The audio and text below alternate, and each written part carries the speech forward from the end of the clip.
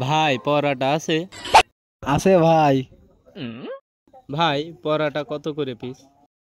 10 টাকা পিস ভাই। আর ডাল কয় টাকা ভাই? ভাই ডাইলে 10 টাকা প্লেট। ভাই আমি ডাল নেবো না, শুধু পরাটা নেবো। 5 টাকায় দিয়া যাবে না ভাই? না ভাই হবে না, 10 টাকা পিসই লাগবে না। তুমি কি পাগল নাকি? 5 টাকা আজকাল পরাটা আছে। ভাই দেন না, আমার কাছে 5টা টাকায় আছে।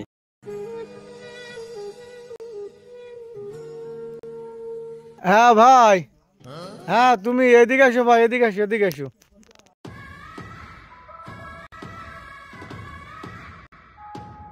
ভাই কিছু বলবেন?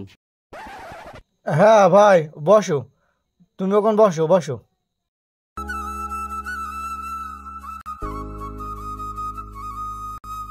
ভাই পড়াটা কিনতে আছে, তোমার কাছে টাকা নেই? না ভাই, বাড়ি মা অসুস্থ, ডাক্তার বলেছে কিছু খেয়ে ওষুধ খাতে। বাড়িতে তো কিছু না, এই জন্য একটা পরাটা নিতে আসলাম।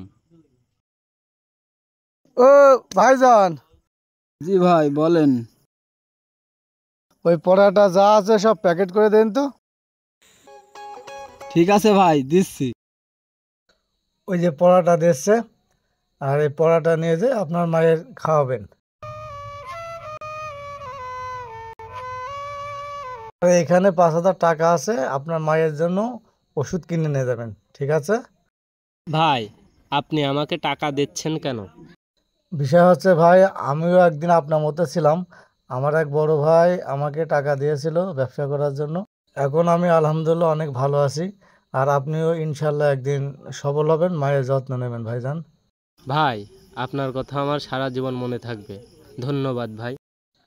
আচ্ছা ঠিক আছে ভাই, তো আপনি ভালো থেকেন, হ্যাঁ।